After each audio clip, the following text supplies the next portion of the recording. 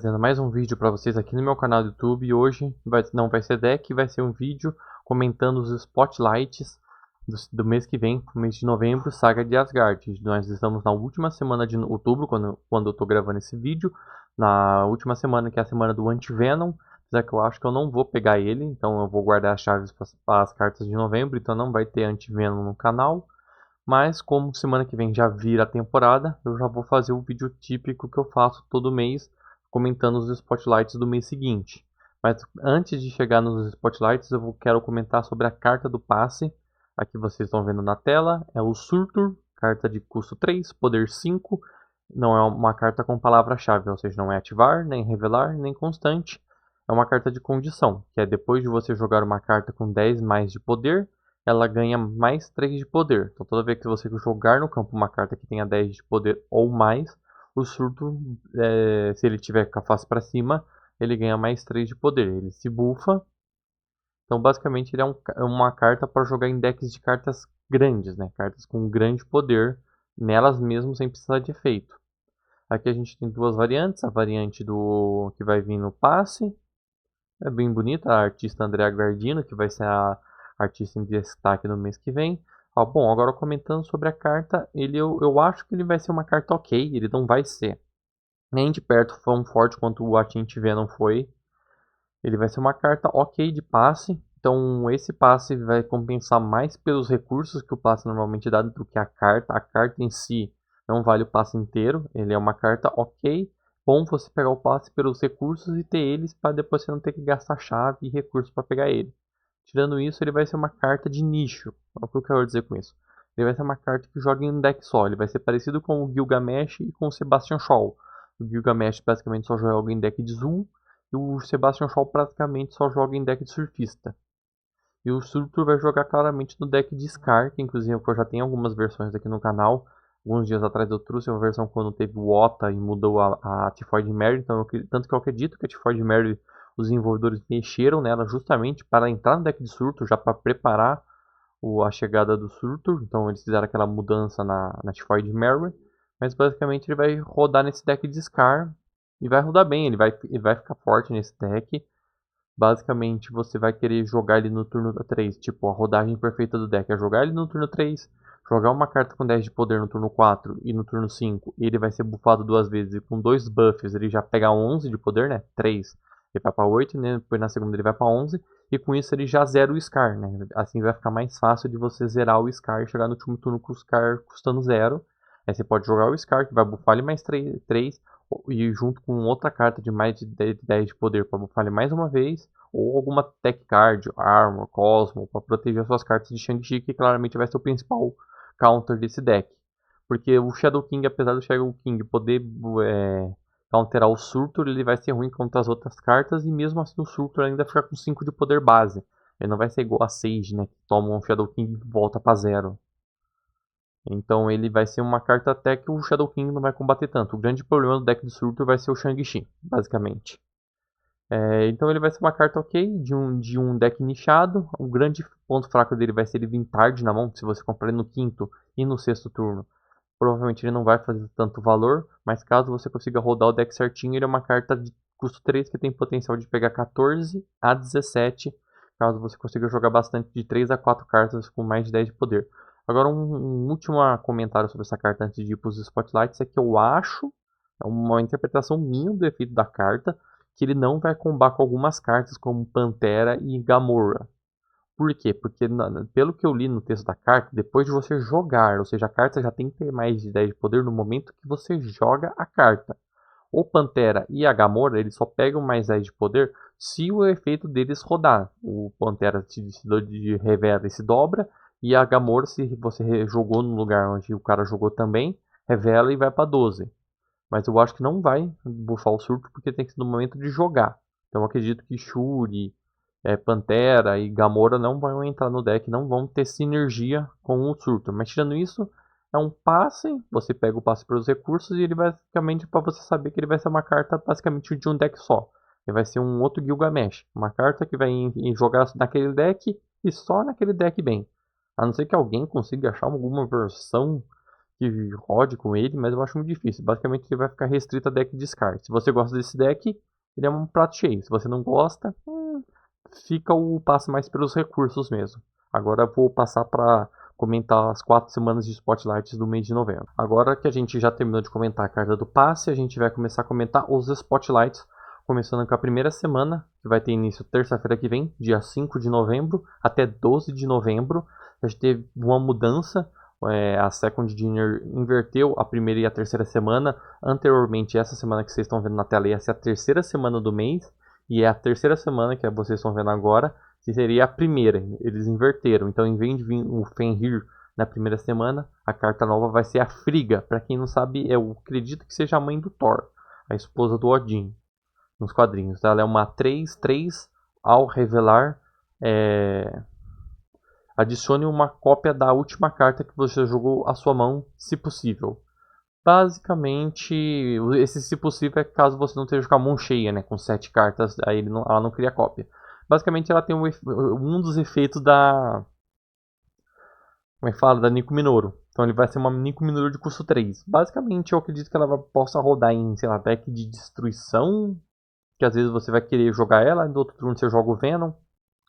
Aí você pega uma cópia do Venom, já com um efeito assim, ou às vezes você joga ela e depois você joga uma Sage, a Sage é copiada já com o poder que ela tem naquele lugar. Então tem algumas jogadas, não sei, o pior problema dela é que pode atrapalhar ela esse custo 3.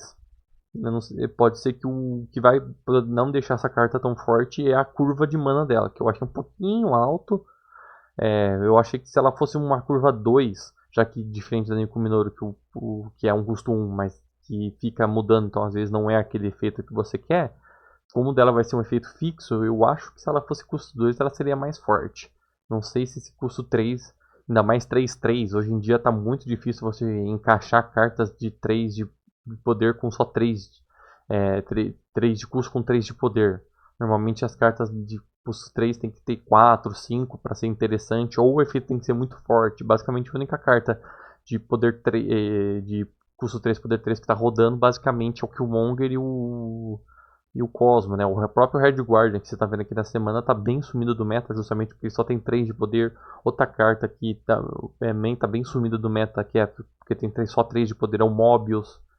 Então, não sei se vai precisar buffar ela para ser um 3/4, um 3/5, ou diminuir o custo dela para 2. Mas basicamente ela vai fazer o efeito da Nico Minoru. Eu acho que dá para fazer alguns combos. Como eu disse, se alguma coisa atrapalhar ela, vai ser o custo. Mas tirando isso, ela consegue fazer alguns combos com destruição. Principalmente cartas que se buff, que aí você vai gerar uma carta, uma cópia da sua mão com a carta já buffada. Ou você querer girar uma cópia de uma carta constante muito forte, tipo um Homem de Ferro. Tirando isso, acredito que a galera vai conseguir imaginar combos. Só não sei se o deck dela vai valer tanto a pena. Essa carta é igual ao Anti-Venom. A gente só vai saber quando estiver jogando, estiver na ranqueada, estiver testando. Ela é muito difícil de prever se vai ser meme ou meta. Essa aí ter que ser na prática. Agora, as outras duas cartas são duas cartas interessantes, principalmente o Red Guardian. Para mim, ele é a melhor carta da semana, disparado. Ele é uma carta muito boa. Ele é o Ravelar, inflige menos 2 de poder. A carta com menor poder do outro lado do inimigo. E remove texto, você basicamente tira o efeito. Ele é o único counter basicamente do jogo até hoje do Drácula. Então, se você está tendo muito problema com deck de descarte, ele é uma opção. Ele também é um bastante counter de Homem de Ferro, né? Enfim, de outras cartas. Então, ele é uma carta interessante. Quem não pegou ele em abril, que é o meu caso, eu não peguei ele em abril, eu vou atrás dele. Eu acredito que seja compensador ir atrás dele. Quem não pegou ele lá em abril, que foi o mês que ele lançou. E por fim você tem a Copycat, que é uma carta que deu uma sumida boa do meta, porque o efeito dela foi nerfado muito, agora ela só copia, ela não nega, e o principal foco dessa carta era conseguir negar uma carta do adversário. Era a principal força, então a Copycat ela deu uma sumida boa do meta, de vez em quando a galera monta um deck com ela, um Cera Controle, alguma coisa assim, mas essa carta não tem nem metade da força que ela já teve um dia. Mas ela ainda é uma carta interessante, entra em alguns decks. Mas a melhor carta dessa semana é claramente o Guardião Vermelho. Então se você não quiser pegar o Guardião Vermelho, você pode acabar pegando a Frigga. Mas ela é uma incógnita para mim. Provavelmente vai ser uma carta que só na prática, quando tiver na semana a galera fazendo deck e combo com ela, que a gente vai ver se ela vai ser forte ou não. Se vai precisar de buff ou não. Mas tirando isso, eu acredito que seja uma semana boa, porque todas as cartas aqui tem uma carta boa e duas cartas ok. Não são ruins. Uma que foi nerfada, mas ainda tem uma utilidade. E uma nova que pode vir a ser interessante dependendo dos combos que a galera desenvolver. E uma carta forte, Tech Card, que é indispensável para sua coleção. Então aqui é uma semana interessante para você gastar. Não é a melhor semana do mês de novembro, mas eu acredito que seja uma semana interessante, principalmente se você não tem nenhuma das cartas. Se você não tem nem o Red Guard nem a Copycat, é bem interessante você gastar suas chaves aqui, que aí você vai só pegar a carta nova e é bom. Então se você não tem nenhuma das duas cartas, pode gastar aqui. Aqui é uma boa semana para você gastar. Agora se você já tem o Red Guardian e a Copycat, eu recomendo você aguardar, não na terça-feira já gastar chaves, guardar tipo lá para quinta, sexta, ver o que os youtubers vão estar postando com a Friga, ver como vai estar o meta, se ela vai estar caindo muito. Então, se você já tem o Red Guard e a Copycat, eu recomendo que você aguarde para ver se a Friga vai ser meme ou meta para pegar. E se você não tem o Red Guard e a Copycat, aí sim vale a pena você gastar chaves nessa semana. Agora indo para a segunda semana, a nova carta é o Malekith. Acho que é Malekith que pronuncia. Ele é ao revelar também. Ele vai adicionar uma carta de custo 1, 2 ou 3 do seu deck, aleatória, de algum desses custos. E ela só é revelada no final do jogo, igual o efeito, sei lá, da Mulher Invisível. Ele é 4/6 e ele vem junto com a Athena, com a Valentina. A semana começa dia 12 de novembro, vai até 19 de novembro. Aqui é uma semana complicada. Eu já vou adiantando que essa aqui provavelmente vai ser a pior semana do mês de novembro, por causa do Malekith e da Valentina. O Malekith, diferente da Friga, que eu até dou um benefício da dúvida, que aí vai depender de como vai estar o meta, que ela tem chance sim de ser uma carta boa, mas vai depender de como a galera vai buildar. Ele eu acho muito difícil. Esse efeito dele é muito aleatório e a gente está vendo que recentemente todas as cartas que dependem muito de RNG, tirando o War Reason, que foi um caso à parte, mas todas as cartas que dependem de RNG, Cersei, Copycat quando perdeu o poder de copiar, enfim, o Imperador Hulkling, todas essas cartas acabam indo pro limbo. Carta que depende demais do RNG normalmente está indo pro limbo. E ele é uma carta que vai depender muito do RNG. Porque basicamente custa 1, custa 2, custa 3. É difícil você montar um deck que só vai ter uma ou duas cartas dessa aí pra você quase ter certeza que vai ser aquela lá. Se ele puxasse uma carta, sei lá, de custo 4, 5 de graça, pô, aí ele ia ser uma carta interessante. Porque aí você conseguiu puxar uma carta pesada de graça. Mas puxar uma carta barata, que ainda pode tomar uma Lyoph, um Cosmo. Se o cara vê que seu deck é de All Revelar, ele só joga o Cosmo ali, então a sua carta vai estar morta. Ou se ele tiver com a prioridade, ele só tem que jogar o Lyoph ali. Vai dar o mesmo problema que a Mulher Invisível. E o Malekith ainda custa 4, a curva dele é muito grande. Tipo, ele provavelmente pra mim ele é um candidato a ser a pior carta de novembro caso os desenvolvedores não mexam nele. Se eles diminuírem o custo dele ou aumentarem o poder, pode ser, mas se ele for lançado do jeito que ele tá, pior carta de novembro. A Valentina também é uma carta bem ruim. Eu tenho ela, então eu falo com propriedade. Ela é uma das. Ela acho que acredito que é a pior carta de abril, que foi a temporada dos Thunderbolts, comparado com todos os Thunderbolts. White Window antes do Nerf, Red Hook, Red Guardian, Agente Americano. Ela é claramente a pior carta de abril, então vocês têm basicamente uma semana com a pior carta de novembro e com a pior carta de abril. A única carta que compensa nessa semana aqui é a Athena, que ela tá num deck meta, tier 1 com o Agente Venom, apesar que provavelmente o Agente Venom vai tomar nerf, então não sei como que a Athena vai continuar no meta ou não, mas ela é claramente a única carta que compensa aqui. Então se você já tem a Athena, skipa essa semana, esquece essa semana, foge dessa semana, se você já tem a Athena. Agora quem não tem a Athena dá um pouquinho de dó. Que gastar chave nessa semana é triste. Se você tiver que gastar as 4 chaves para pegar a Athena, nossa senhora. Às vezes eu recomendo você, sei lá, guardar para pegar Atena nas fichas, caso você não tenha Atena, do que gastar nessa semana. Basicamente essa semana aqui só compensa se você quiser tentar pegar Atena. Se você acha que você está com sorte e quer pegar Atena, vai nela. Você já tem Atena, esquece essa semana, foge. Tem 2 cartas ruins, fora do meta, totalmente descartáveis essa semana. Esquece essa semana. Só a Atena vale a pena aí. Agora a gente vai para a terceira semana, que é a semana do Fenris Wolf, ou Lobo Fenris. Ele vai ser a primeira carta a ativar lançada após o mês de setembro, que foi o mês que teve a estreia do modo ativar no jogo, né? Que é outubro, que é a semana o mês que a gente tá, nenhuma carta nova a ativar foi feita, e ele vai ser a próxima carta a ativar lançada pós setembro. Ele é uma carta de custo 2, poder 3, ativar. Ele ressuscita uma carta do adversário no lado onde ele está, né? Então vai ser no mesmo campo que ele, então você tem que ter espaço naquele campo, tipo, se for um campo fechado, tipo o trono espacial, ou se você já tiver 4 cartas lá, ele não vai funcionar, então você tem que ativar o efeito dele quando você tiver pelo menos um slot aberto no campo onde ele está, para aí ele vai ressuscitar aleatoriamente ou a maior carta descartada ou a maior carta com maior poder destruído do adversário. Então, se você conseguir destruir uma carta grande do adversário, ou descartar, sei lá, com o Black Bolt, ou com o Samurai de Prata, ou com o Cavaleiro da Lua, você pode ressuscitar essa carta do seu lado. Eu acredito que ele seja um grande candidato a ser a melhor carta do mês de novembro. Ele é um bom candidato não vou cravar, mas ele é um bom candidato à melhor carta de novembro. Então, ele é uma carta que ele vale o Spotlight. Ele é uma carta boa, ele tem chance de ser meta e de ser a principal carta de novembro. Ele vai combar bastante, como eu disse, com essas cartas ou que descarta a carta do adversário ou que destrói a carta do adversário. Então o principal companheiro dele vai ser o Shang-Chi. Você vai querer destruir uma carta do adversário, ativar ele no último turno e trazer a carta do que o adversário foi destruído do adversário grande. Já o Aniquilador, ele é uma carta meio sumida, já que o deck de Clog não estava mais usando ele, porque ele é muito pesado, por ser 5 de custo. E o deck de Clog deu uma sumida depois da mexida da White Window. Eu acho que ele ainda é uma carta boa. Dá para fazer algumas versões de deck de Junk com ele. Inclusive, como o deck de Junk deu uma sumida, o pessoal pode acabar não sabendo lidar, porque como o deck dá uma sumida e reaparece, a galera não tem os counters. Mas como o Bounce está no meta, ele é um deck Tier 1, e o Bounce lida bem com o deck de Junk, porque pega as porcarias e joga de volta pra mão, às vezes até consegue jogar um Duende ou uma flecha ácida de volta, então é complicado.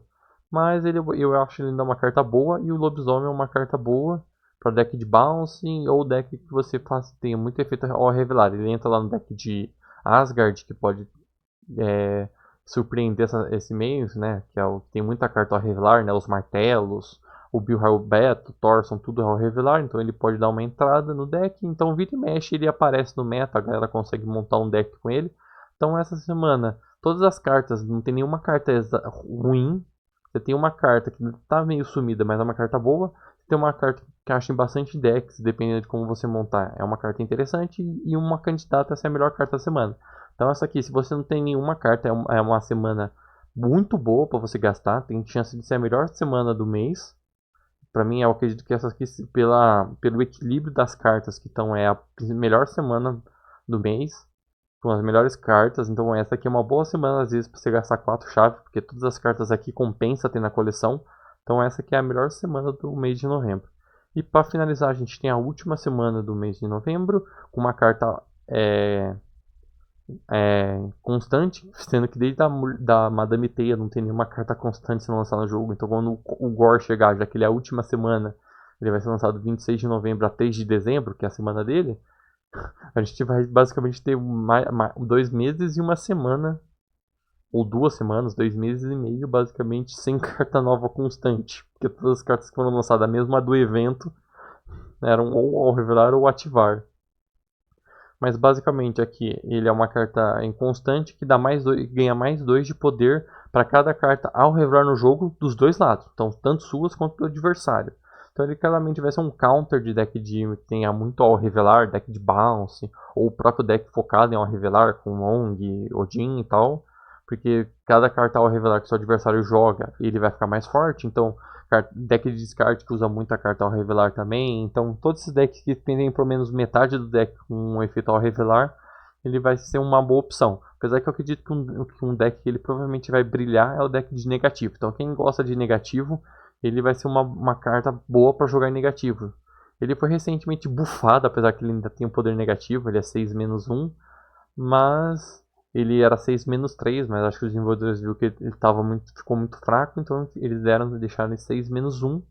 Acredito que o principal deck dele vai ser o deck de negativo, com bastante cartas ao revelar, né? Porque o próprio negativo é ao revelar, a Magic é ao revelar, a Jane Foster que traz as cartas zeradas é ao revelar. Então, aí você pode colocar uma Sage, também ao revelar, aí vai buffando ele, aí mais as cartas do adversário, aí você pode colocar uma. Você pode fazer a versão com Pantera, você pode fazer com a Tigresa Branca, enfim. Ele vai rodar em decks que você use muito ao revelar, ou seja, o próprio deck de ao revelar ou similares, e o deck de negativo. Eu acredito que ele seja a segunda melhor carta do mês, junto com o Fenrir. Eles vão ser as duas principais cartas do mês, o Fenrir e o Gore. Então eu recomendo que você pegue ele. Eu vou atrás dele, né?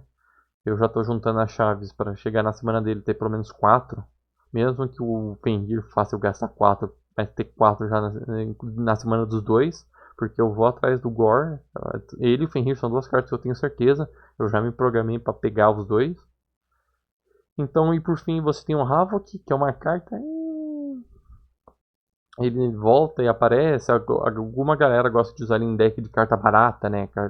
Decks que só vai até custo 3, ou uma versão com Agente Venom. Basicamente, o único deck que está vendo o jogo é esses decks de cartas baratas que usam Agente Venom. Ele já entra 2/4, aí se você ficar 2 turnos ele pode pegar 12, um turno ele pega 8. Então, basicamente ele é uma carta ok, apesar que ele deve estar próximo de cair para pool 3, mas ainda assim é uma carta ok. E o Legion, apesar dele provavelmente diminuir a quantidade que ele é jogada, já que o deck principal dele, que era de War Machine, foi nerfado, ele ainda roda em War Reason, ele ainda é uma carta sempre interessante na coleção, que vira e mexe aparece alguém que comba com ele, porque ele tem um efeito bem inusitado, pega adversário de surpresa, então ele é uma carta interessante para você ter. Então aqui junto com a semana do Fenrir, essa aqui é a segunda melhor semana, já que como essa aqui são cartas de pool 4, às vezes compensa você pegar eles na chave, somente Legion, você pegar eles nas fichas, já que é só 3.000, são duas cartas de pool 4, mas o Gore é muito bom, junto com o Fenrir. Então aqui é a segunda semana, se você não tem nenhum dos dois, nem o Havok nem a Legion, é uma outra boa semana para gastar, mas o Gore, eu acho que acredita vale mesmo que você tenha um Havok, que o Legion, ele vale a pena tentar pegar ele provavelmente vai ser uma carta forte. Então, pela ordem decrescente de semanas, a semana, a melhor semana é a do Fenrir, seguido da do Gore. Em terceiro vem a semana da Frigga, que vai ser a primeira, e a pior semana é a do Malekith. Essa é o top das semanas. Bom, espero que isso aqui tenha gostado, que tenha sido informativo, te dado informações para você se programar e gastar suas chaves com sabedoria. Eu vou ficando por aqui, obrigado pela atenção. Não esquece de se inscrever e ativar os sininhos para receber todas as notificações. Clica no botão de gostei, é de graça, é só clicar aqui embaixo. Assiste os outros vídeos já disponíveis no canal. Eu vou ficando por aqui, obrigado pela atenção, falou, até o próximo vídeo.